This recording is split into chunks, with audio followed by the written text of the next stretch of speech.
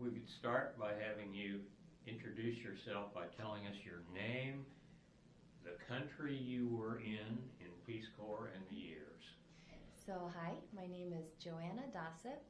I was in the Peace Corps from 2003 to 2005 in Cabo Verde, otherwise known as Cape Verde, in West Africa. In West Africa. What other countries is that near? Get some idea. Yeah, actually, okay, so the nearest country would have been across an ocean, a little bit of an ocean. I didn't specify. Cabo Verde is an island nation off the coast of West Africa. The nearest mainland country would have been Senegal. And in fact, when my group made our initial flight over to our assigned country, we did have a layover, I remember, in Dakar, Senegal, and then took the last leg of the journey to Cape Verde. But yeah, so it's an island, archipelago, very, very tiny in landmass. Good. What's the equivalent size? So this is really rough, and I never verified this myself, but I would hear folks say that the combined landmass of all the islands in the archipelago was about that of the state of Rhode Island. Oh, very small. Itty bitty. Yeah. Very, very, very tiny. Okay. Now let me ask you this. Were there people in your life before this who influenced you to apply or to the Peace Corps or start thinking about the Peace Corps? It was total rebellion. Everyone in my life wanted me to stay home. So, your parents? Yes. So in that way, everyone along the way who had wanted me to stay put and not go far away influenced me, but I think in a way that was sort of inverse of their intentions. And the more they let you know, the more you wanted to go? Yes. Yes. Well, how did you get this notion that living abroad like this might be for you? I did have a living abroad experience my junior year in college. It's a wonderful experience, lasted 9 or 10 months. Tell us about that. Yeah, I lived in Oxford, England, and attended Keble College, which is one of the colleges in the Oxford University system. That was also something that was pretty new and brash and unprecedented for someone like me, from my family. But I very much benefited from that experience, loved it, had an appetite, or it created an appetite for more travel. How long were you there? Just 9 or 10 months, an academic year. And how did you get this? It was, well, at my institution here in the U.S., William Jewell College in Liberty, Missouri, it was actually a prescribed part of my degree program. So when I enrolled at my college, William Jewell College, and set out on my coursework, I knew from the beginning that a year abroad was going to be part of my studies. That was also a little bit unheard of in my family, and I know my parents had some great trepidation about it. They were having to pay for it, weren't they? I was actually on scholarship. Oh. Did that include your year abroad? Yes. Oh, wonderful. Yeah, I was on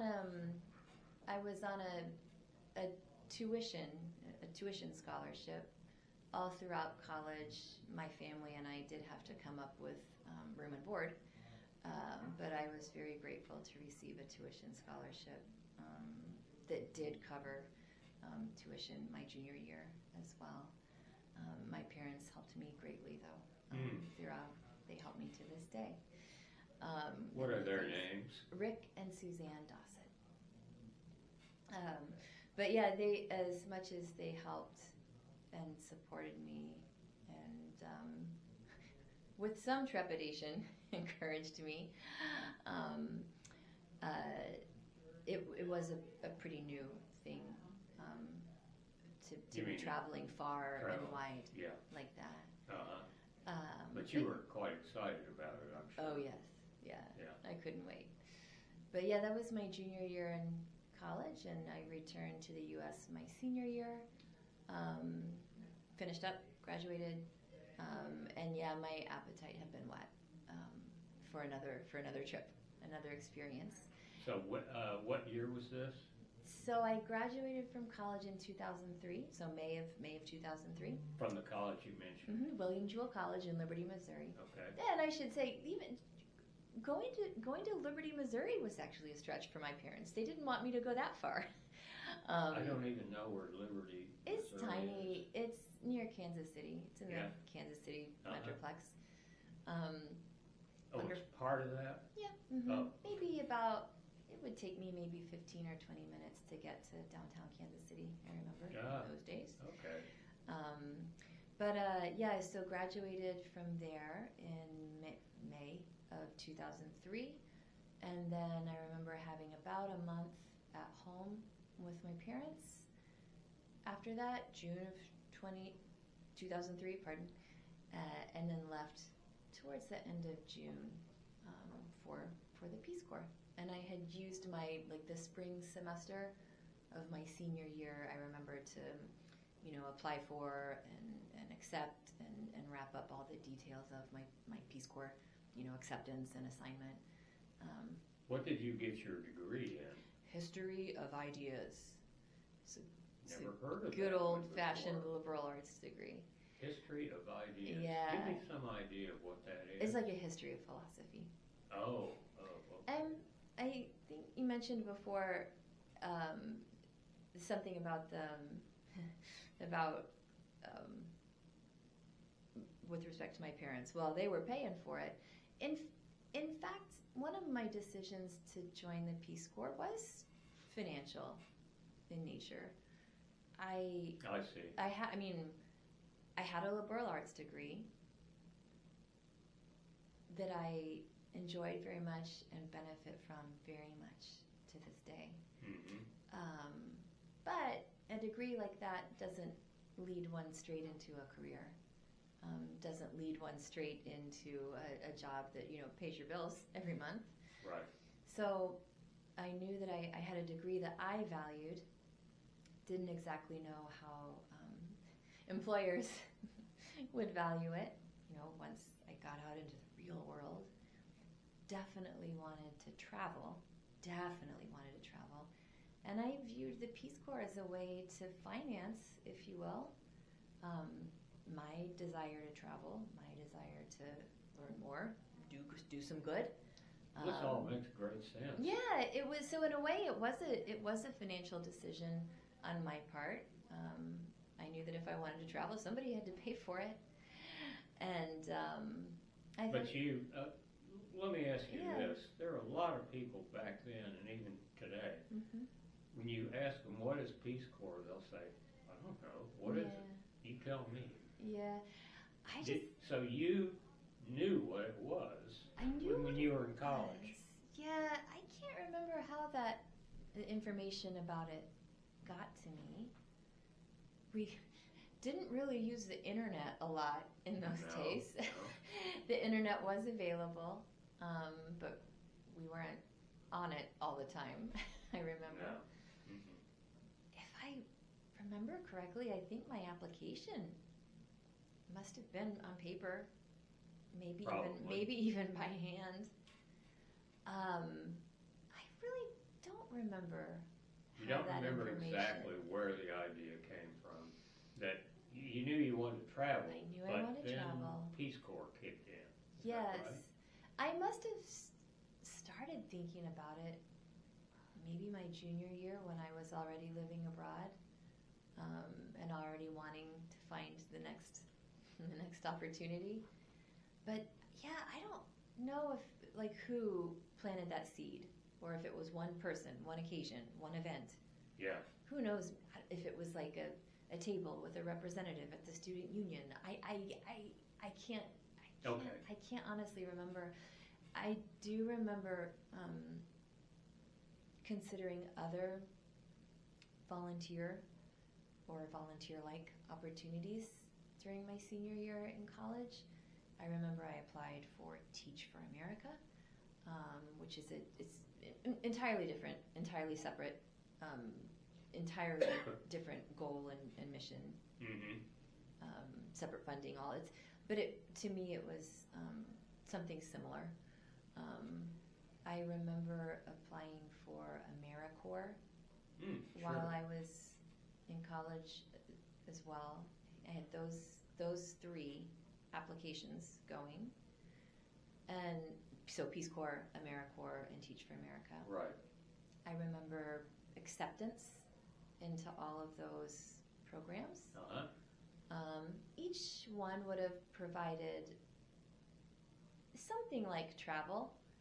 So Peace Corps, in my mind, would have been the farthest and away and international. Teach for America and AmeriCorps would have been, here within the United States, but still a new locale for me. But did you see Peace Corps as being similar in nature to the other programs, but there was a tremendous others dimension to Peace Corps that these don't have? I wanted Peace Corps the most. The other two for me were backups, just in case something didn't work out, or I didn't even have any idea what might not work out. But say I missed an application deadline, or say I couldn't get a response back in a timely way. Like I knew that I needed something that constituted productivity by about June of 2023. I knew my parents are very loving and welcoming and wonderful. I am always welcome under their roof to this day. But I knew that with my parents there always needs to be productivity.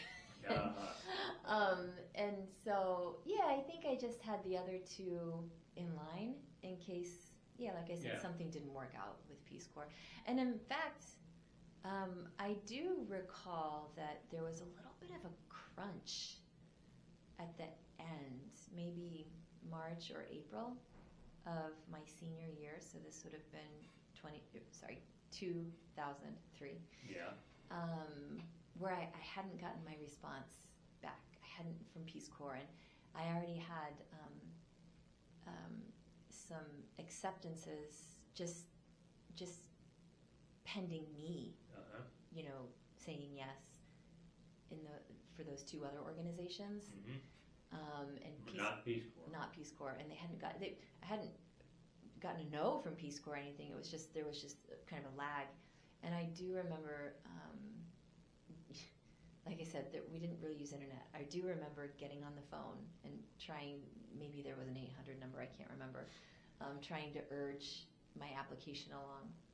Because like I said, by like spring break, March or April of my senior year, I needed to know what the plan was for June. What were they telling you at that point? There was just nothing. It was just kind of a lag. Who knows? It was lag in paperwork. No idea. But I do remember there was just nothing. It was kind of like slow radio silence. But I do remember after getting on the phone and waiting on hold a few times, I do remember receiving like an acceptance packet in the mail. My little apartment that I stayed when I was in college. I remember all the like shiny materials, pulling them out. Congratulations, here's your assignment, there were a whole... Here's your assignment. Yeah. I remember there were a whole bunch of housekeeping matters that had to be attended to at that point, like physical, like well checks at the doctor, and I don't know, maybe even some vaccinations. I can't quite remember if I was responsible for some. And then Peace Corps would later be responsible for some. It was just a whole. There were a whole bunch of checklists that had to be gone through at that point. And did you find out at that time exactly where you'd be, the country? Yeah. Cape Verde. Yep, that's when I found. Had you ever heard of it? No. No. Had to look it up. Didn't know where it was. So you are not one of these who got an offer to select from one of these four? I remember there was a preference, like you could rank your preferences. Mm-hmm. Back Oh, you during did that during the application? During the application process, I I see. ranked my preferences. I don't remember if I even had any preferences. Uh-huh. Yeah, I cannot remember if I indicated any preferences. I just wanted to travel. That was it. I wanted to travel. Well, now, here's another question. You wanted to travel, you wanted to be in the Peace Corps. What did you think you had to offer? I wasn't quite sure. I had always been a star student. I always worked hard. I always felt, pretty adaptable. Never felt like I was a person who ever needed too much or caused too many problems. I really didn't. I mean, I didn't speak another language. I'm able. I'm willing. I'm healthy. Yeah. Kind of like most of us. Yeah, I think. yeah. I didn't really think I had anything. So I certainly didn't have any type of specialized degree. Or specialized skills. Either. Yeah, I really didn't. You're not a farmer on the side. No, Yeah. no. I definitely grew up in a rural area. My parents have always had like a hobby farm, but who knows? Maybe I listed that on my application. I don't know. But I grew up in Sperry, Oklahoma, by the way, just a little bit to the north of here. Yeah. Not too far from Tulsa, but worlds away from Tulsa in many ways. In some ways. Yeah. I don't really think I had much to offer other than that. I had a pretty polished, I guess, academic background. Maybe some type of proof that I knew how to learn things. Right. And apply them. That's very important. But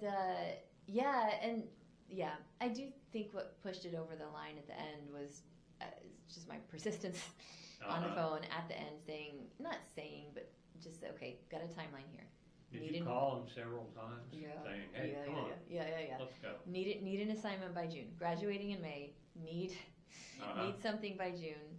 And did you ever talk to anybody who said, yes, I understand what you mean. Here is why we can't quite do it that soon? I can't quite remember, but I do remember on the timeline that I needed it, maybe like April or so of 2003, just prior to my graduation month. Yeah. I did have that packet in hand. Oh, so it was a little bit like I just kind of felt like maybe it was just my pestering or bird dogging that it like probably was. got that, and that is definitely true in all areas of life. But squeaky wheel. But so were you? Describe your feelings when you received that packet. I've got something to do that will make me productive by June of 2003, and the thing that I really wanted to do, which was travel, join the Peace Corps, travel. Even though you had no idea where this place was, what they did there, or anything. No idea. Yeah. No clue at all. So you accepted? Yes, right away. Right away. I was happy to have a job. It is a job. Isn't that the motto? The toughest job you'll ever love. Yep, still is. Yep. I was happy to have a job. I was happy to have something that would keep me productive for 2 years, enable me to travel, improve upon whatever skill base I had. I was happy. Happy for the resume builder.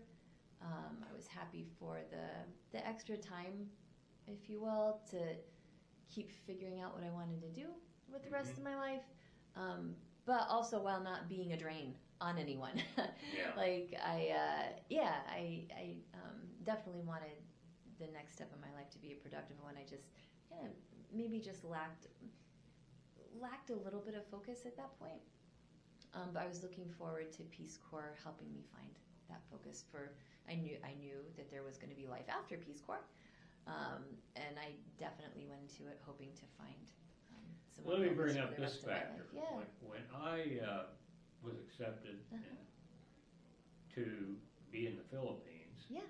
I didn't know much about the Philippines at all, and one of my questions was, what language do they speak in the Philippines? Mm-hmm. And I got kind of an incorrect answer, but the answer was Tagalog. Mm-hmm. Well, Tagalog? What is that? What did you think? You didn't know. I had no clue what language. I had no clue. And I feel like from the very beginning I got a very accurate answer about language or languages spoken in what was going to be my new home. So the official language of Cape Verde is Portuguese. Oh.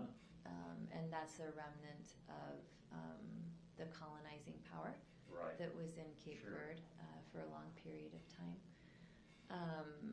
That's so as I'm sure you know about these things. So the official language is the language of government, the language of business, the language of the media, all official business is done in Portuguese. Yeah. Or that was my experience in 2003. The language of education, the language that was used as the mainstream language in the schools, all Portuguese. But the country's language, the national language, is Crioulo, and so which is a combination of. That's what Creole means, isn't it? Combination. Yeah, of some indigenous languages, indigenous African languages. Yeah.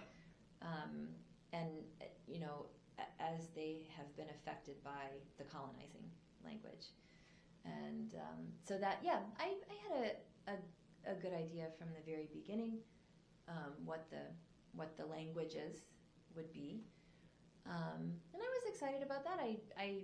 I didn't have any background in either Portuguese or any type of Creole language, but I figured nobody else in my group would either. And so we would all just be learning. And so you didn't feel a lot of trepidation or pressure that you're going to get over there and here are all these people and you can't even talk to them. No, we had a lot of, we had some very intensive training for about 3 months when we arrived there. So by we, I mean, it was a group, it was a cohort. Maybe there were 24 or 25 of us. Did you go to D.C. or Philadelphia first? We went. Give me just a second. We went to Boston first. Oh, Boston. In fact, I think. Oh, give me just a second now. Sure. When you say Philadelphia, that makes me think of something.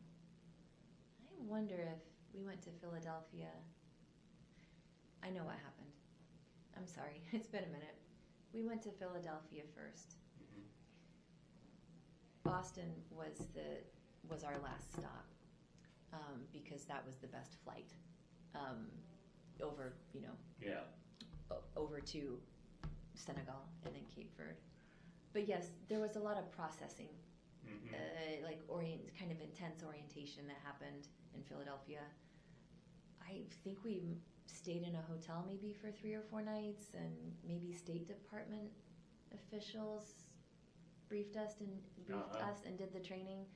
My memory's fuzzy though. Then maybe we had one overnight in Boston, or maybe it was just a long day in Boston before we got on the plane in Boston. How many were you there? 24 or 25. All going to that country? Yeah. Okay. Yep. And then we had, it was a long day, like a long day layover in Senegal, in Dakar. And then we landed in Praia, the capital. Now, wait a minute. You said you went to Senegal. Yep.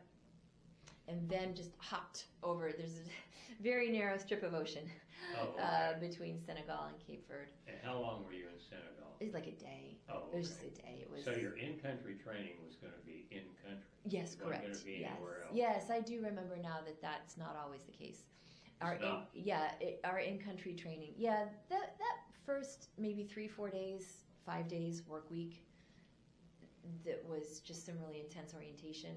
It really was just like housekeeping things.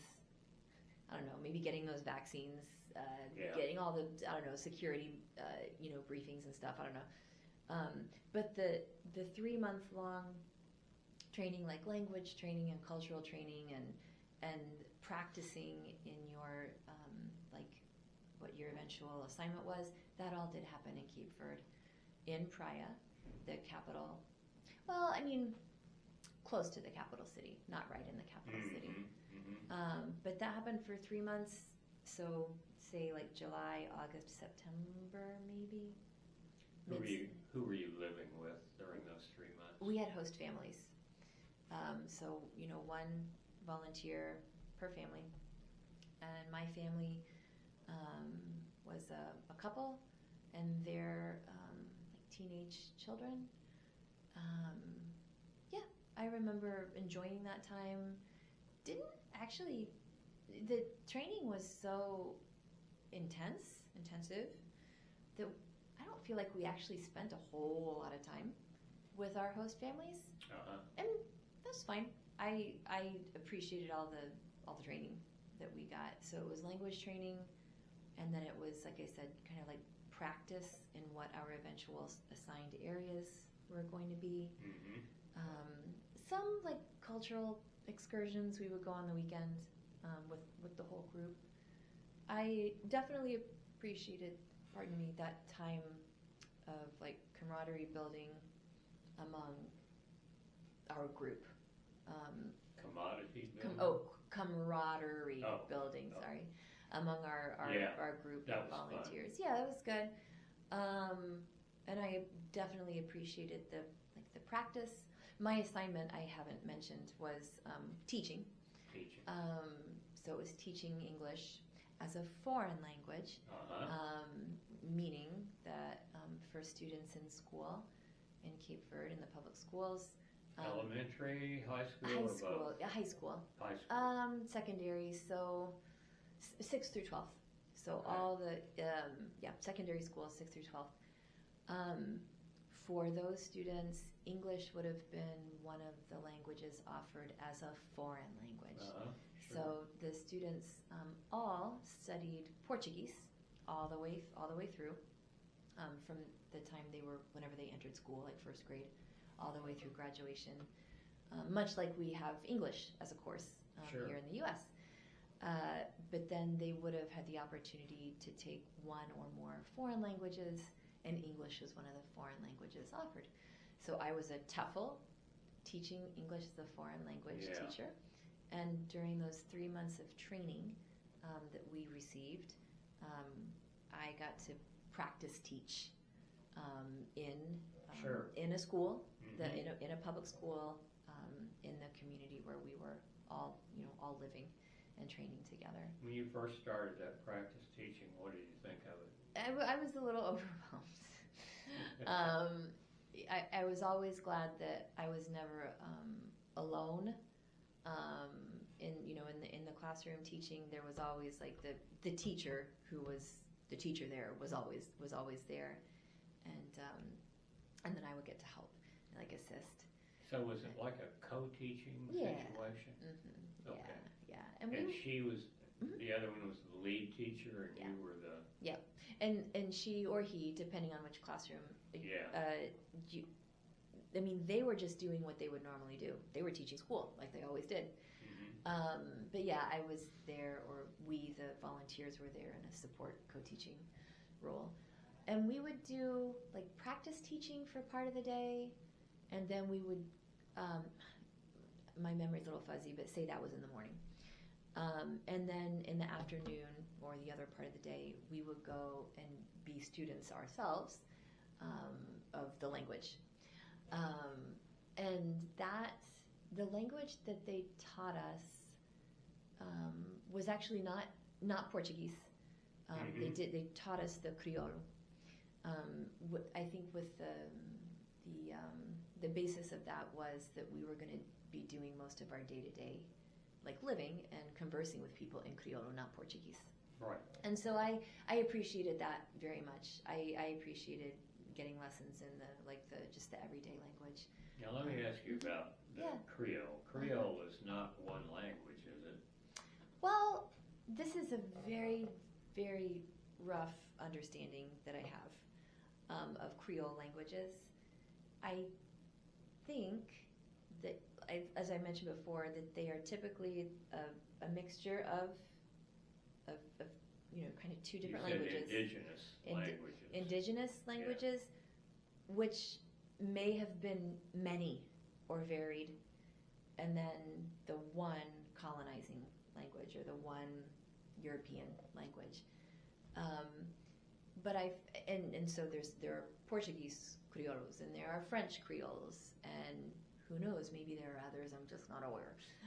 But yeah, it's always some sort of like native or indigenous language plus the colonizing language altogether. But what I found when I was learning Criollo is the Criollo, as much as it was a combination or conglomeration of a bunch of different, came from a bunch of different sources, the Criollo was pretty standard.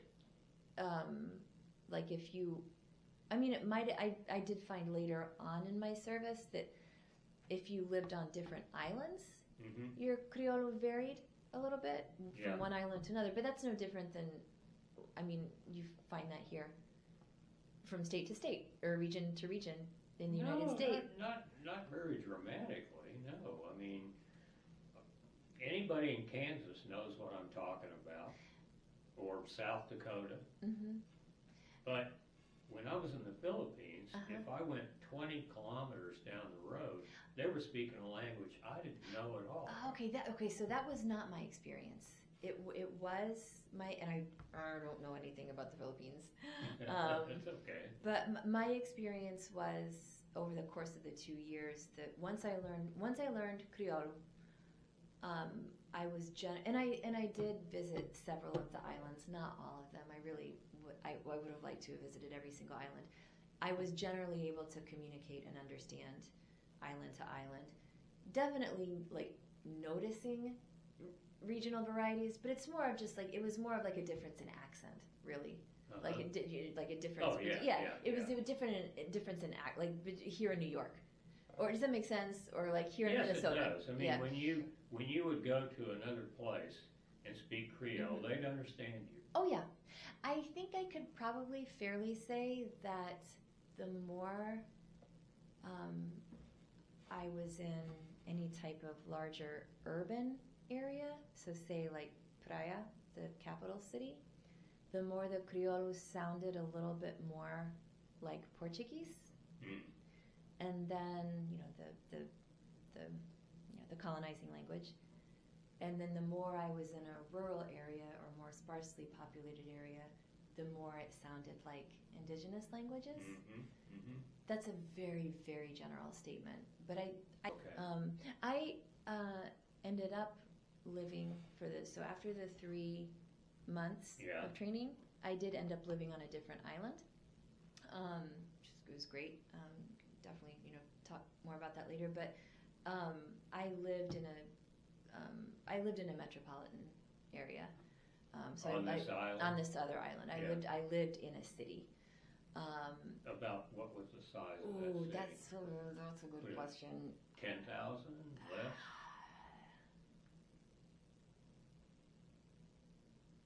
Yeah, this is a totally rough estimate. My memory is very Just some idea. It was let's say 10,000, but like densely populated. It was dense. There were city streets. There was a market. There were libraries. There were like schools. There were.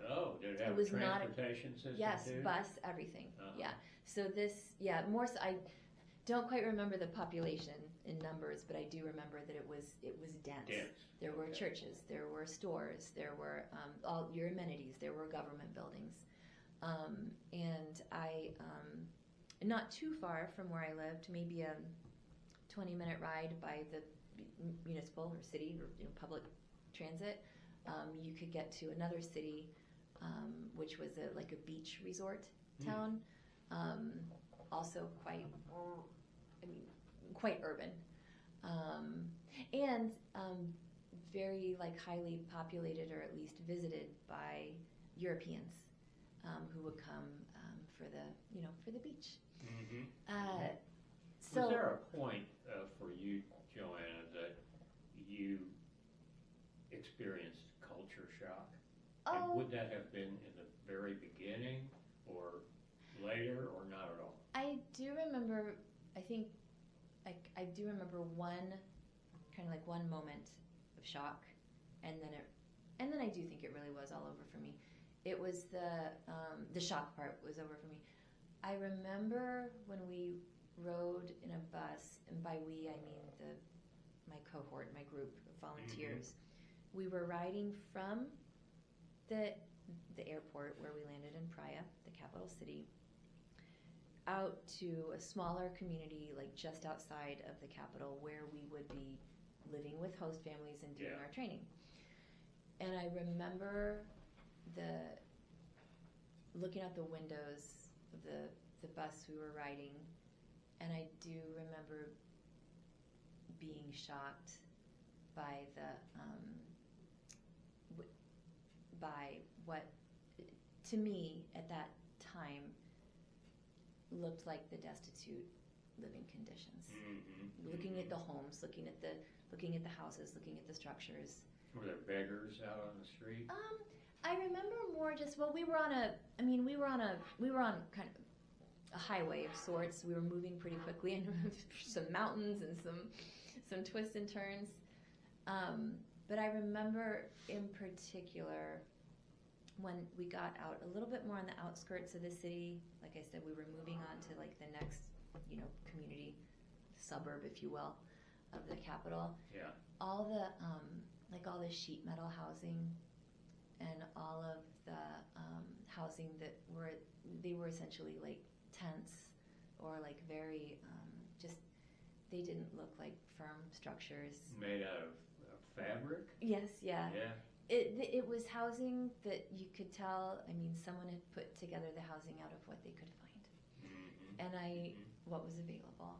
And that was a shock. That was a shock to me. Yeah, sure was. That was a shock. Mm-hmm. I remember feeling a little bit sad. Yeah.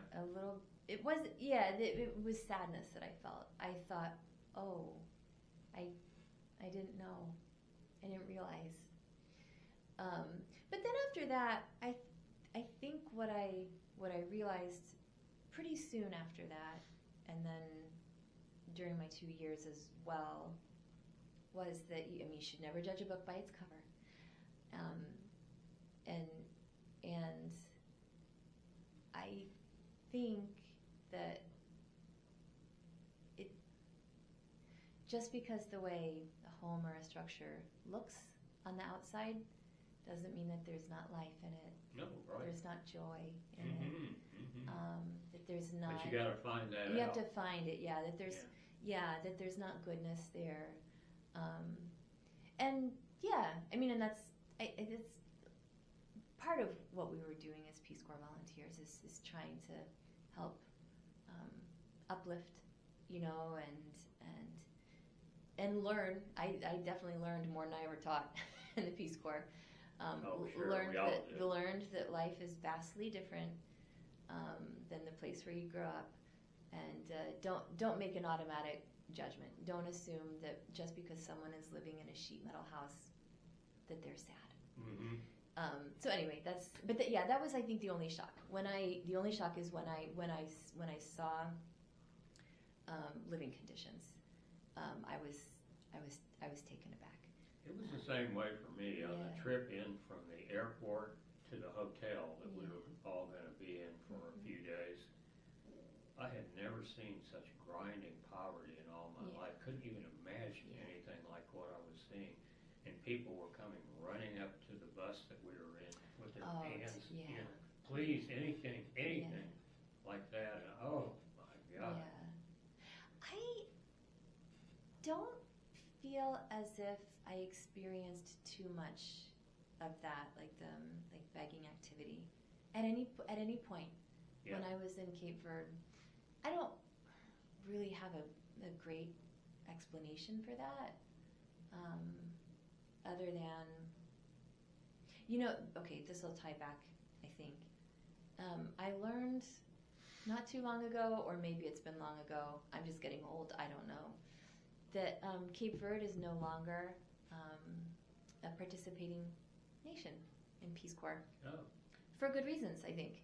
They, at some point, maybe this is, I can't remember when this happened, but I think maybe they reached some sort of indexes whereby Peace Corps activity was no longer necessary. Meaning that like some conditions have improved. yeah. Like I said, some indexes have been met. Indices, sorry. I promise I used to teach English. But I think also what I observed in Cape Verde is although there was, at the time I lived there, grinding poverty, there was also good access to government services. Oh. Like schools, like okay. hospitals, like Yeah. roads, bridges, water, like that Cape Verde, as a country, as a nation, has always been on like an upward trajectory of improving. Who is it ruled by? Do they have a president and a legislature? They do. It's all democratically elected.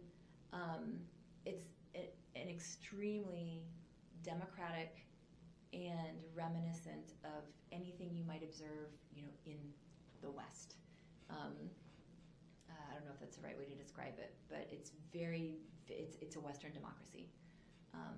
Peaceful transfers of power, democratic elections. Government for the people. What I've been learning from RPCVs is that there are two things that generally lead the country out of the Peace Corps, or the Peace Corps doesn't want anything more to do with it. One is corruption. Right. The other is terrorism. None of that. You didn't have when you have a government, there will be some corruption always, Sure. and that's all of us. Any nation. But yeah, no terrorism and no corruption to that extent that I'm imagining you describing. Right. No, a democratically elected government, peaceful transfers of power, peaceful people. Sounds ideal. Yeah, it was a beautiful place. Sometimes after that initial shock, like I was telling you before about when I saw for the very first time some of the residences of some of the residents, sometimes I would kind of look around and say, wait, am I actually in the Peace Corps? Because this is a beautiful place. It's more like a vacation than Peace Corps. It was to that point. I did live in a place that was, the main industry there was tourism. Main industry, definitely. And you said it was a city of about 10,000 on this island. We're gonna go with 10,000. I can't quite remember, but it was two. So I lived on the island of Sal, S-A-L, which means salt, and the island was very salty. Lots of salt water all around, kind of like almost like a big hunk of salt in the ocean. Very dry, very barren, very hot. That's the island you lived on? Sal, S-A-L. That sounds awful. Yeah, it was it was wonderful. Just turquoise blue waters all around. So I lived, I lived in one city which was like the seat of government there. Like I was saying before, government buildings, schools, hospitals, you name it. And then just down the road, like maybe 20 minutes, was like the tourist destination, which was also a big, relatively big city. And now I can't remember. Oh, here's what I was talking about. In many ways, it was a vacation-like setting, for sure. But I took my job seriously and went to work every day, and I was a teacher in a school. So in that way, it wasn't like vacation. I was, I was teaching. But yeah, looking back now, I recall that my surroundings were very beautiful, stark in some ways. Like there really wasn't much on the island. Literally, it's like looked kind of like a big chunk of like sandy, like salt. Not much vegetation. Very, like I said, very dry. The two cities that I frequented the most were one where I lived and one where the beach was. were beautiful and hospitable. Yeah, and Well, now on the town where you lived, uh, who did you live with? Did you live with a family or by yourself? So I lived with 2 other volunteers. Oh, really? Yeah. Not at all common. I feel like we did have in our group members who are volunteers who lived on their own, or maybe, who knows, maybe with some local people. Uh-huh. But the way the assignments, got divvied up, I lived with 2 others. I was a teacher at the school, and then one of my other roommates was a teacher at the school as well. And then our 3rd roommate had an assignment as I forget what it's called, like a community volunteer. She worked at the community center and developed like youth programming, like after school programming and summer programs. I think she worked on maybe some public health initiatives, nothing super complicated, or like not highly specialized, like simple stuff like washing hands, using clean water. Like it was, but anyway, it was public education. Is that what this person was doing? It was definitely the community center where she worked was funded publicly. It was a government funded, community center, recreation center. I think primarily, there for the youth of the community, somewhere to go after school, somewhere to go when school wasn't in session. But I honestly can't remember too much the details of her assignment. I was so busy with my own that I didn't often. And you were closer to the other person because the other we were person teachers. We went to work. Yeah. Essentially, we went to work together. Yeah. Yeah. But yeah, it was a good situation. Was that the situation for you for the entire 2 years? Yeah. In that place? Yep. Okay. Yep. All right. But yeah, so it was quite urban, quite densely populated, almost in any amenity you might need within reason. I mean, it's like, so for example, my rural counterparts, maybe they had to go to the well to like draw their water. For me in the city, there was like a water truck that came around every 2 weeks or something and filled your water tank. Your water? Oh. Yeah, filled the water tank. tank on top of your residence, and you had running water, that came out of the tap. It was almost if you can just imagine the differences that anybody would experience between an urban and a rural setting. I had an urban setting with more amenities. I had stores I could walk to right down the street that were open almost any time. Did you have electricity? I did. Yeah, I had electricity. Did you have a TV? I didn't. No, I did. We didn't in our house. Other people did. So like maybe other colleagues at work or friends I met who were local, they might have had a TV at their house, but we did not have a TV. But I think we could have if we wanted to. I think we were usually just either too busy working or socializing with friends or at other people's houses. Did you have a flush toilet? Yes. Yep. Well, yep. Pretty good. Yeah, it was Pretty no. good. It was really. It was not. It being so urban, and in my view, Cape Verde being so advanced as a country, I think my experience might defy a little bit of what I don't know if stereotype is the right word, but like. Oh, I think stereotype. Yeah, is the right I was word. definitely not living in any type of like I was. Yeah, I lived in a house that you might find in any urban area all over the world.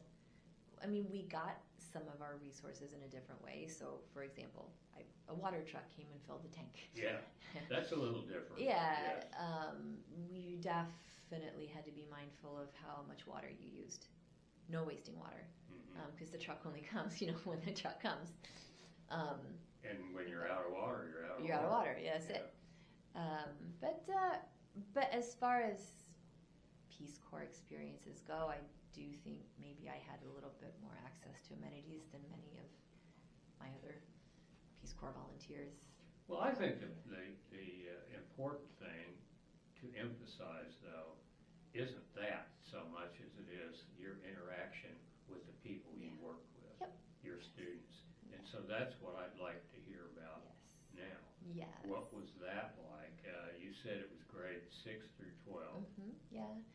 And if I remember correctly, the ages or the years I got assigned were on the lower end of that. So like 6th, 7th, and 8th. Maybe I had a class of 9th graders. Who assigned you? That's a great question. It was the school, like the school administration. So the school was quite large. Once again, don't remember the school population, but it was a pretty big high school. How many students would you have in a class? Okay, so class sizes were pretty big, so maybe 40. Oh, that is big. It is big. Sometimes I chuckle not because it's funny, but honestly, here in Oklahoma, sometimes you see 30 kindergartners in a classroom. Anyway, I'll skip further references to Oklahoma, but it was for me anyway at that young age, the young age that I was, so 22, and never having, taught in a classroom like that. 40 was a lot. It was a lot. Yeah. But I generally have a very, very good impression and memory and feeling about my experience. 40 isn't ideal for any teacher, but that I think was the norm, the standard there. And it was the school administration. So there was a principal and there were assistant principals. And they made the assignments. It seems to me that maybe the local folks, the teachers who lived there and had been there, had a little bit more preference. Their preference was about what they wanted to teach, and who they wanted to teach was considered more than the volunteers, but that makes sense. But you didn't feel like you were being dumped on. No, never, Okay. never. I think that the teachers, the local teachers I got to know there tended to teach at the upper levels, so like 10th, 11th, and 12th. And then the volunteers, if I remember correctly, we tended to teach at the lower levels, 6th, 7th, 8th, 9th. I never once felt like put They're upon. giving me the problem students so they can have better students. No. And in fact, if I like approaching something or like offering oneself as a volunteer to do something, you better be open to anything. You better not go in with any preferences. But I do think the class sizes fell a little bit as the kids advanced in age. But I think that... Does that mean more dropped out? Yeah. It's having to do with just some natural attrition that happens as kids get bigger. Some were interested, right? Some were not interested. Or maybe it was just a requirement that they needed to go to work, support themselves, support their families, and go to school. Yeah, or it's hard to do both. It's just yeah. Yeah. So who knows what? I really don't know all of the reasons for that kind of just natural. But attrition. did you ever have some interaction with somebody you knew was going to quit, or you heard was going to quit? Did you ever go to that person and say, talk to me about this? That's a great question. I don't think I had any of those interactions. I think I was just trying to survive. I was just trying to make it. I was trying not to quit. Did you feel overwhelmed? Sometimes. It was a lot. The sheer numbers? Yeah, sheer number. But I don't think that is not something that doesn't have anything to do with Cape Verde or the high school where I taught, or that has to do with me being so young. And so overwhelmed that being in a new country, period, using a new language, period, that was more on me, I think, than anything else. Well, let me ask this. Some people handle pressure like that in certain ways, and others in other ways. Did it ever get to the point for you where you were becoming so anxious and so stressed that you thought, I don't need this? No, I think no. And I will also attribute that to my young age, because sometimes when you're young, you just don't know any better, or you don't have any ideas about what you're owed, or what standards should be. And so I think I just woke up every morning just happy to be here. I'm a little overwhelmed. I'm probably not doing a very good job, but I'm going to keep trying. But I think I might have said before, I learned more than I ever taught in the Peace Corps. And maybe I was just glad that they kept letting me come back and learn and try to do better. Some of what you learned came from your students, right? Oh, yeah, all of it. Yeah, all of it. And when I did return, sorry to interrupt, when I did return to Oklahoma after my Peace Corps experience and went into teaching, I was a teacher for 16 years here back home. Yeah. I have the same sentiment. I learned more than I ever taught, and that's so. I think that's just sort of a mentality that I have. That I'm just happy to be here. I'm lucky to be here, and yeah. Well, I think people would love to know what it is you learned. You said you learned so much from your students. What did you learn, and how did you learn it? Well, this is a very specific example. I learned what I wanted to do with the rest of my life. You wanted to be a teacher. Yeah, and I'm going to cry. Yeah. But you didn't want to teach 40. You wanted to teach. Ideally, no one is teaching 40, and I know that. I know that as a Return to Peace Corps volunteer, and I know that as an Oklahoma public school teacher as well. The more you're teaching, the harder it is. That's true. That is true everywhere. Yeah. Probably the more students you're teaching, the harder it is. And it's not because the students are bad or someone's misbehaving. It's because it's too many. Too many kids in a classroom. Too many kids with on a too many levels of interest, too many levels of ability, and all the rest. Yeah. And yet there they all are. They got no choice. Yeah. You got no choice. But I definitely learned what I wanted to do for the rest of my life. I wanted to be a teacher, and I wanted to teach English to speakers of other languages. Did any of your students invite you to their homes? Yes, and I almost always accepted whenever I could. That was a wonderful part of the experience.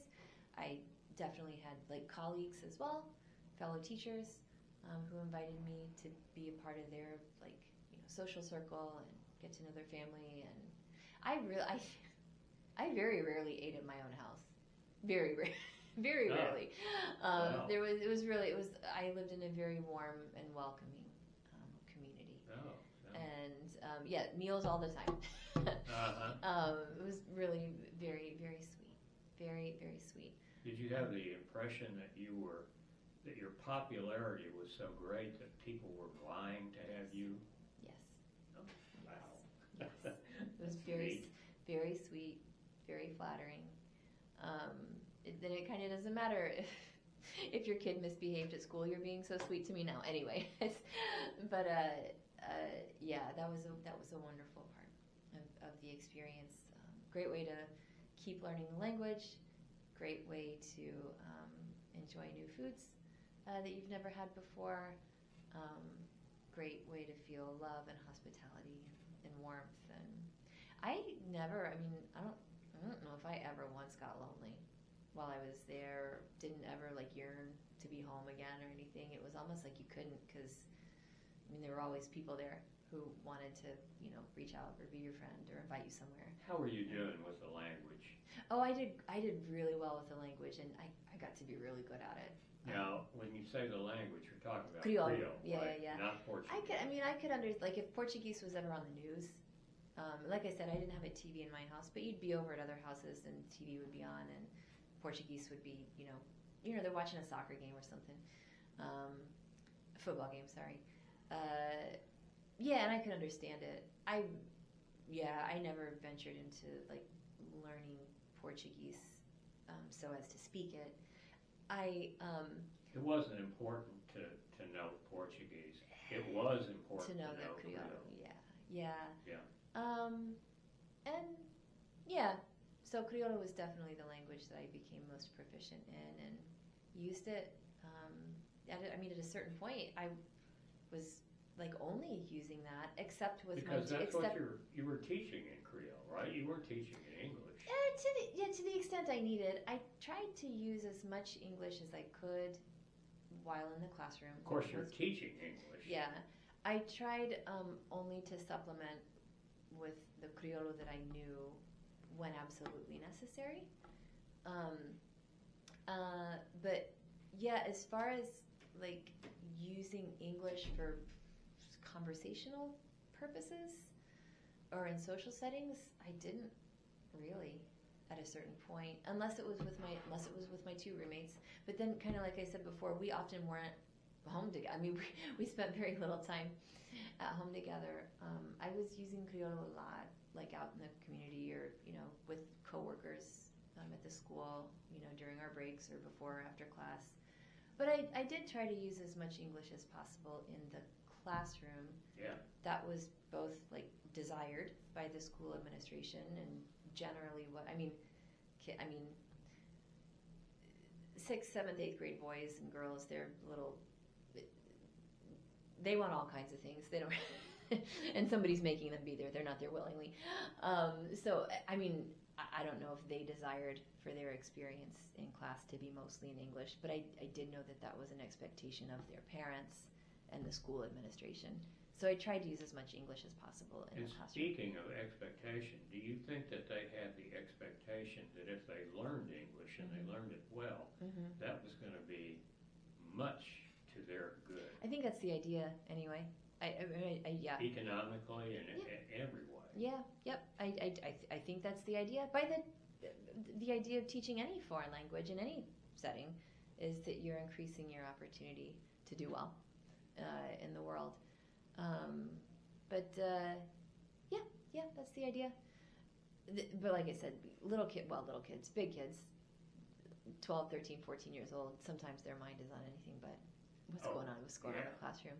Yeah. I did have the opportunity at night or evenings and during my summer breaks to teach English to adults, and it was in a separate setting, and they were all adults studying to be air traffic controllers. Oh. And they most certainly needed English to arrive at that goal. And I remember when I taught in that institution, it was a privately funded institution. It wasn't like a public school.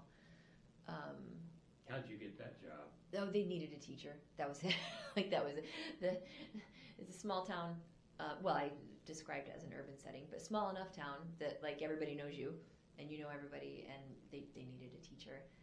I remember there was a paycheck issued to me for that teaching. However, according to my terms of service, you can't accept pay while you're a Peace Corps volunteer. I think what I ended up doing was maybe arranging to donate the paycheck to maybe the programming that my other Peace Corps volunteer friend who was working at the community center, that paycheck ended up going to her programming or her activities that she was doing. But anyway, it was a very different institution. It was not a public setting. It was not a public school. It was a private school specifically for adults who wanted to be air traffic controllers. And one of the courses they needed was English. And I do remember when I taught at that school, they definitely wanted no Criollo in the classroom. The adults were there for a very specific purpose. They wanted as much English as they could in a small amount of time as they could. And so I tried to stick to that expectation. As tempting as it was, or as many times as I got more and more proficient in my Criollo, as tempting as it was to try to explain something in the students' home language, native language, I would refrain as much as I could, knowing that they wanted to hear as much English as they could from a native speaker as they could. Now, I'm wondering if there weren't some adults there, parents maybe, or others that you knew, who wanted to know as much as you tell them Yeah. about the United States. Oh yes, that was there And too. did they have the assumption that because you were from there, you were wealthy? I think everybody thought that I was from New York City. But I think for many of the people I met, the United States is New York City. New York City. Yes. I remember quite a few humorous conversations about that. Nobody knew what Oklahoma was. That was a very Oklahoma. That was a very odd thing to try to describe to them. I guess they didn't know anything about cowboys and Indians. No. So there was no use. No. Yeah, describing actually where I'm from was not. By the time I really got to the point of describing where I'm from, nobody was interested. New York City is much more interesting, I guess. I don't know. On the idea of like wealth, I mean, to anyone there, to their credit, I am wealthy by comparison. Of course, yeah. Extremely.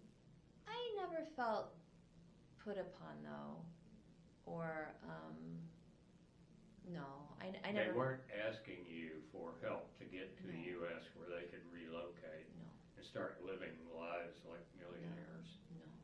No. Nobody did. No. Nobody? No. No. So yeah, I've never had that experience before. Who knows why? But I do think maybe it could be traced back to where I was living was like urban area where there were amenities, where there were resources, where people could generally get things that they needed. It wasn't. I was not in an area that was rural or sparse, without running water. No like makeshift residences. No like. Maybe that had something to do. Like if that has been the experience of other Peace Corps volunteers, my guess is that maybe that is coming from areas that are quite desolate. And where I was. Get me out of here. Yeah, where I was not desolate. Yeah. I feel like most people that I came into contact with loved very much where they were from. Oh, that's wonderful. Never wanted to leave. Huh. And if leaving had to happen, that was a cause for sadness, not joy. There's something I learned. Once again, I have no data. This is just something I remember. The Cape Verdean, diaspora all over the world is much larger than the resident population in Cape Verde. I think that's probably a natural result of first of all, it's tiny. The land mass is tiny. Resources are scarce. Opportunities exist elsewhere in the world in abundance, but nobody really wants to leave. Like, no, I do remember. I don't think I've heard this from a single RPCV until now. No. There's a whole kind of like culture, even like musical culture around. As I learned like more and more about the artistic and like I said musical culture of Cape Verde, there's a whole like almost art form that is built up around the concept of saudade, missing one's homeland. Oh. Or even if you weren't actually born in your homeland because you're part of a diaspora, like having a longing for something that you never even had. I understand. And this does make me think of another. So I described earlier about like my first initial shock of when I was taking that first bus trip out of the capital to the place where I was going to live for a few months, and seeing all the makeshift housing and just being in shock. I think probably the next. I said all my shock was over after that. That was Yeah. that was not correct. I didn't believe you. Let me revise that. Let me revise that. I think probably the next big shock, and I won't say the last because I'll probably regret myself for saying that. The next big shock I experienced is when I started to get to know more and more, like just people in the community, age, like adult, sort of like peers. Maybe they were colleagues at the school, maybe they were just people I met out in the community. And they were people who, for economic opportunity, so for example, like being a teacher where we taught, had to leave children behind, their own personal children behind with family members in order to find the job that they needed to financially support. So this, what I'm describing, I mean, I'm thinking of a particular person right now, but definitely more than one. But yeah, the idea that it's normal to have to leave your children behind in order to go somewhere. And in this particular case, I'm thinking of it's just island to island, but just because it's island to island doesn't mean that you're not far away from your kid. You're not seeing them. You're not seeing. Yeah, the idea that it is normal to leave, normal, expected, and a part of life, to have to leave one's children behind with family members or friends in order to go, like, make enough money to support said children. That you can't do that. That the two can't be, that you can't both live with your children and financially support them. And as I got to know more and more people for whom that was the case, and maybe it was the case the generation before them and the generation before them, like this is a generational thing. It's expected that if you're going to grow up and have a job that's worth having and make enough money that to support your children or your family, that you have to go away to do it. That's awful. And I remember, for me anyway, from my perspective, that's awful. But yeah, I remember the first time I encountered that, just in a conversation with a peer. It was a teacher, a colleague at the school.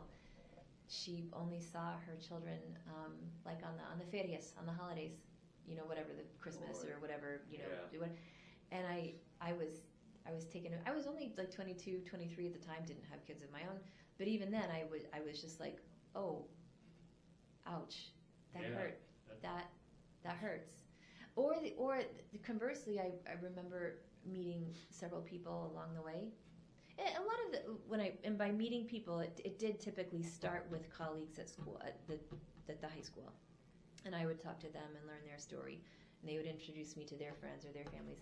But definitely met a lot of people for whom the answer had been their parents had sent them away to another country when they were young, because that's where the family members were living. Oh, yeah. So they had been sent away maybe to Portugal or maybe to Spain or maybe to France, maybe to Italy. And that was going to be the place that was the best, the best case scenario for them as children. Not living at home in Cape Verde with mama or daddy, but literally being sent away because that was going to be a better life for them. You have a ballpark figure on the percentage of families that were the only like 10%?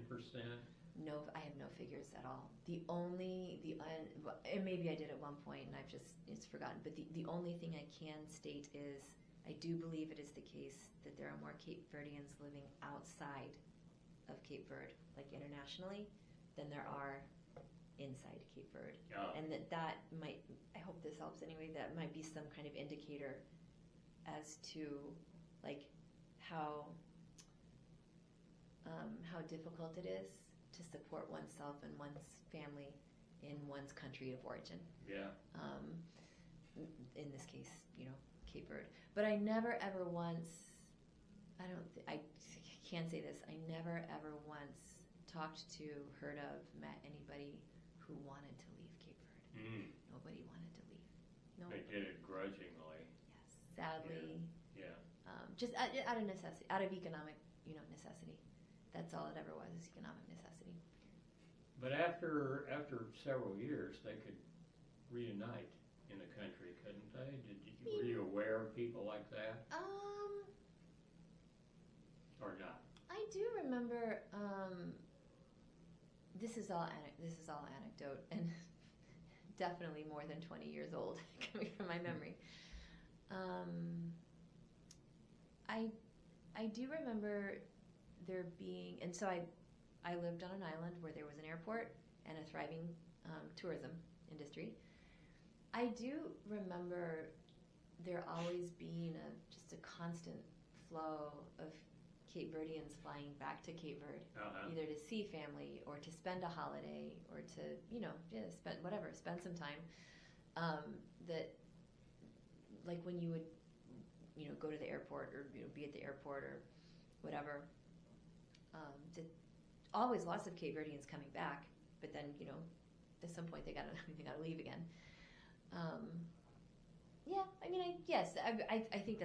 think that's okay. This is me making an assumption. I think that reunification is always the goal. Nobody wants to be. This is just me being human at this point. Nobody wants to be separated forever from their family. And that means nobody. That means both ways. That means eventually we'll get together and we'll live in Lisbon.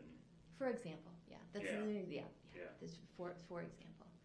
I don't think any, and I mean, I'm making some broad assumptions here, but I don't think it's ever anybody's wish permanently to be separated from their family for the economic reasons that drive them away to begin with. And I can only guess, especially between parent and child. That would be my guess. Oh, that would be. I can't even imagine that happening to me. No. Well, what was it? What did you do in the summer, or how? I guess there was a summer vacation or whatever they called it there. What did you do there? There was a summer, and that's when I tended to up my hours, like teaching at that private school for the air traffic controllers. That was a year-round, operation, not just academic year. Yeah. I would volunteer a little bit at the community center. Doing what? Workplace. It was normally just whatever camp was going on or whatever program was going on. I would help with the intake or whatever they need. Yeah, whatever. Yeah. And there was a good chunk of each summer that we would return, and each summer there weren't that many summers. There was really only. So my first summer we were in training, hadn't started our volunteer position yet. The second summer would have been a full summer. The third summer, I was back. I was back in the U.S. I was back home by the end of June. And that just has to do with the fact that most Peace Corps assignments are roughly 2 calendar years. Yeah. So that middle summer was the only time that I would have had opportunity to do anything extra beyond teaching. Yeah, and it was upping my time at the private school for air traffic controllers and helping out at the community center. Did you want to travel? I did do some travel. Yes, there was that too. We had a certain number of days. It was like many jobs where you have I'm not going to call it paid time off because that's not what it was, but it was days that you could take, vacation days you could take. Yeah. And I did take some of those days, and I traveled from island to island. I didn't do any other international traveling while I was there, but I did travel island to island and loved doing that. How many islands are there? 9, if I remember correctly. 9. Oh, I should be able to remember all these. Oh. But anyway, the ones I spent the most time on were Sal, where I lived, Praia, which was the capital city, where the capital city was, where we did our training, and where I returned on occasion for in-service training. That was another thing I meant to mention about the summertime. There was some in-service training we would go back to the capital city and do throughout our time there. Like what would you have your in-service on after you've been there? I know that it was I remember spending time reconnecting with the fellow volunteers. Mm-hmm. That was good. We would get updates on rules and regulations we were supposed to be following. we would get updates on, or we would get updated like vaccines, I think. Like just get, I remember that the trainings would happen at, I guess, the embassy, or somewhere on the campus. I think for the most part it was just like getting together with our fellow volunteers and sharing experiences, Sure. and sharing best practices.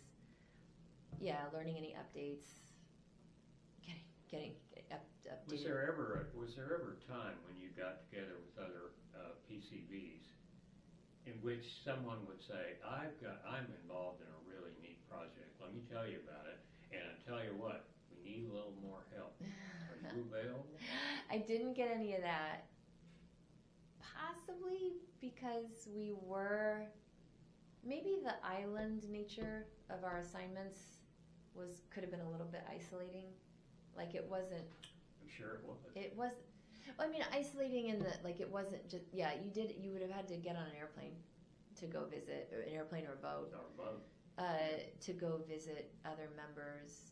So I didn't hear anything like that, but I do know that it was quite common for like, if like on your vacation time, you're on your time off, some volunteers would go stay with other volunteers. Sure. Like, if they had 4 or 5 days or whatever, then you did have time to get on that plane or get on that boat.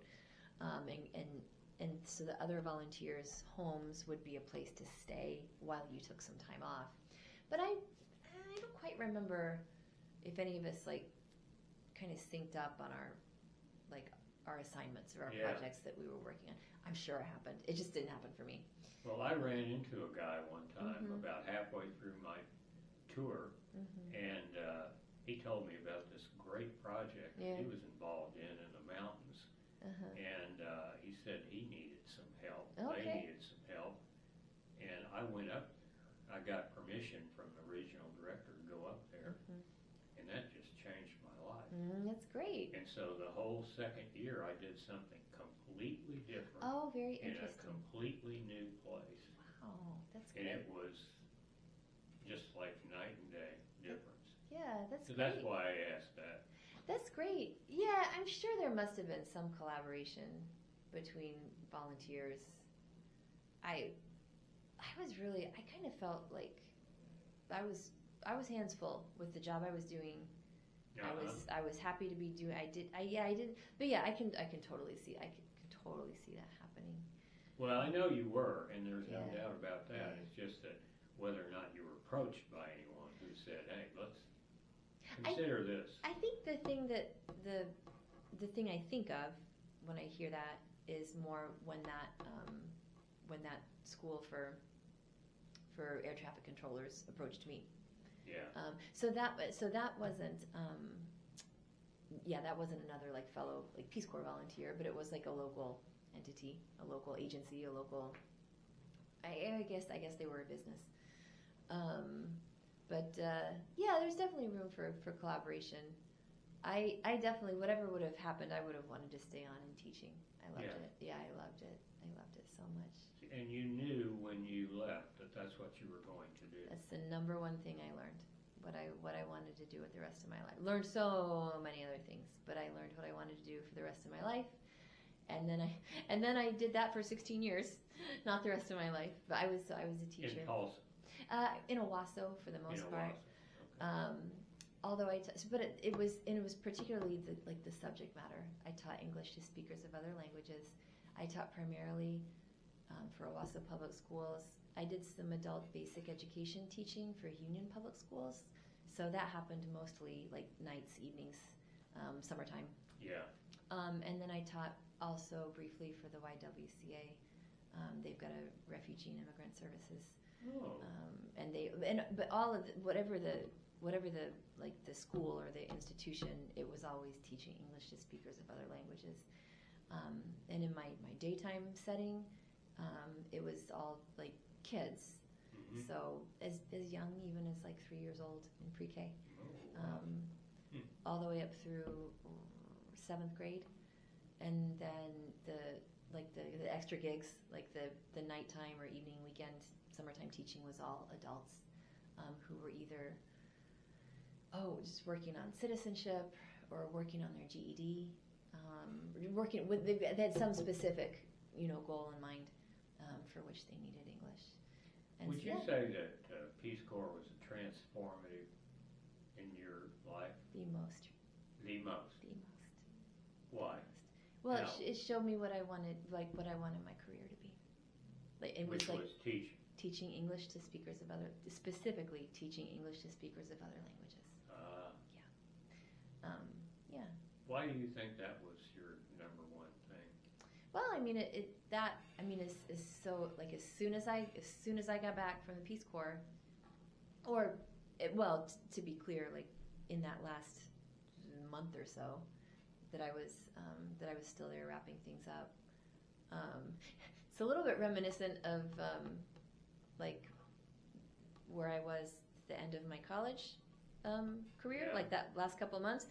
I didn't know exactly what I wanted to do, but I knew I needed to be productive. Well, and so you I was. knew you were going to be productive. Yes. At that point, Yes. right? Yes. Yeah. So at this point, by the end of my Peace Corps time, my 2 years in the Peace Corps, I knew I needed to be productive, and I knew exactly what I wanted to do to be productive. Yeah. So What a great feeling for you Peace coming Corps out of Peace Corps Peace did that. Corps. Peace Corps showed me I wanted to teach English to speakers of other languages. Full stop. I had no other questions about what I wanted to do with my life. Oh, that's wonderful. I wish I'd had that Yeah. when I got out. But now, to be clear, I'm now at this moment not doing that thing. yeah. but for 16 years, it was a wonderful career for me, and Peace Corps did that. Have you devoted any of your time, did you, during those 16 years, to touting the Peace Corps? Oh, informally, yeah, in just conversation. I would recommend it to anyone, even if you think you're the most unlikely candidate. I was an unlikely candidate. I didn't know another language. I had, albeit one long, intense traveling overseas experience my junior year in college. Other than that, traveling internationally was not something that I had done. I was a very unlikely candidate, but I tell anybody. I don't know if it could ever play out this way, but I would love to do it as like a retiree someday. Just re-up, rejoin. Oh, really? Oh, yeah, I would love really to. Do that? I mean, there are life circumstances that, of course, you got to deal with. But yeah, if I had no responsibilities to anyone, sure, that would be wonderful. Of course, So the older you get, the more responsibilities you have to others, and more Oh, bills you have to be sometimes, paid. so- But yeah, I would. If I had to answer to no one, I would go again in a minute. I would go. I would encourage. I have 2 children. They're 10 and 13 years old. I would absolutely encourage them to go. I would not be worried one bit, or I don't think. I don't know yet. I would not be Yes, worried. you would, but no more but than normal. realistic. Yeah, no more than a parent is normally worried about their children. But yeah, I would. Yeah, But anyway, so I never took part in any like formal like programming to promote Peace Corps volunteerism. I did. You haven't spoken in public schools? There was one time that I was part of a news story.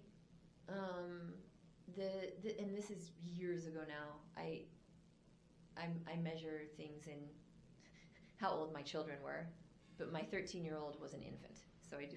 So, Yeah. Anyway, I took part in a news story that was produced here locally for News Channel 6, and it was a news story commemorating the 50th anniversary of President John F. Kennedy's death. Oh, And like exploring Kennedy's impact, like lasting impact on Oklahoma. And they were searching for returned Peace Corps volunteers, and they found me, or I found them, or it was some sort of and so, but that's been a hot minute ago, like 13, maybe 12 years ago now, and I was very happy to be included as one of the participants in that story. but other than that, it's all been informal. But yeah, And have you ever talked to anybody who wound up applying Oh, or going in? not that I know of. Okay. Not that I know of. Who knows? I mean, Who knows? Who Yeah, knows? there might have been. Who knows? But not that I know of. It's definitely not been anything like systematic that I've done. It's always been in passing or in conversation. Oh yeah, I did that. You need to do that. You should do that. Are you worried about the future of the Peace Corps now? Oh, always. Yeah, always. Why are you worried? Government funding cuts. And I think You're talking about just recently now, right? I'm talking about always.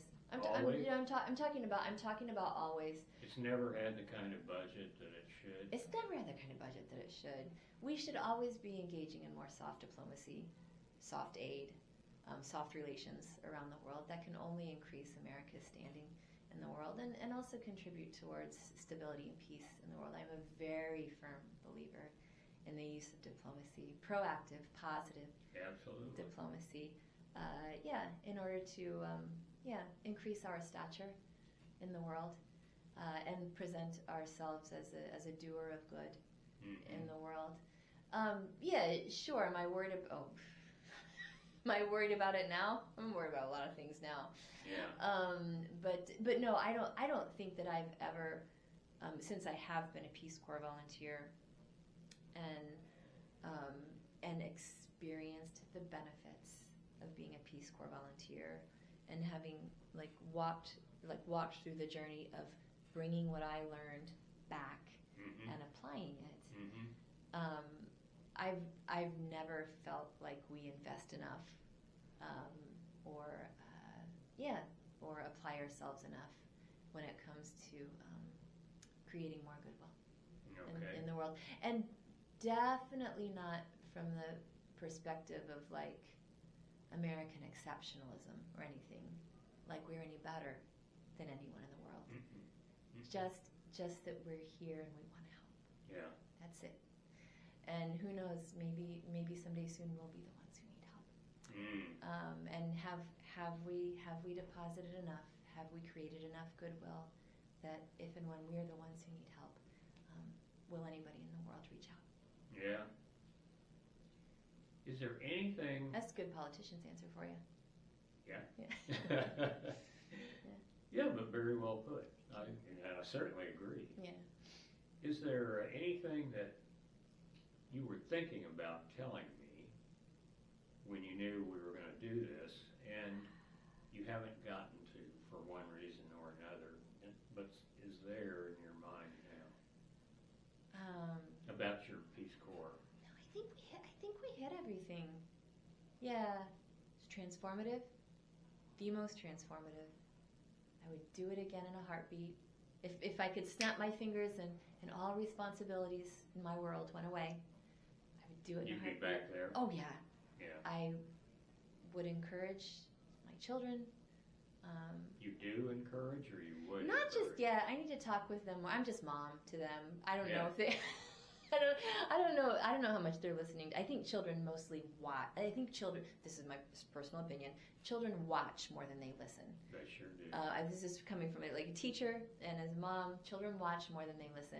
I could definitely stand to bring out the old pictures and show them some more and talk more about my experience. That's what I was going to ask you. Have you shown them the pictures? Yeah, I have. We could do it again. And by the way, I am so happy to share those pictures. If it's at all relevant to this project, I can share them digitally. I do remember having my first digital camera. That was a little bit of a splurge I embarked on when I joined the Peace Corps. I think I had some graduation money in my pocket, and I bought a digital camera, which was very new back then. So I do still have some wonderful, I think, images in my time there. I'm not in any of them. I was taking all of them, but that's okay. I was transformative. I would do it again. I would encourage my children to do it, or anyone to do it again. I don't think we've ever invested enough in it. I think it's foolhardy to say that we don't need to invest in improving our stature all over the world. Absolutely. And I hope that Peace Corps will always be something that the United States offers the world, and that in return we benefit from because of what we've learned while we're out in the world experiencing it.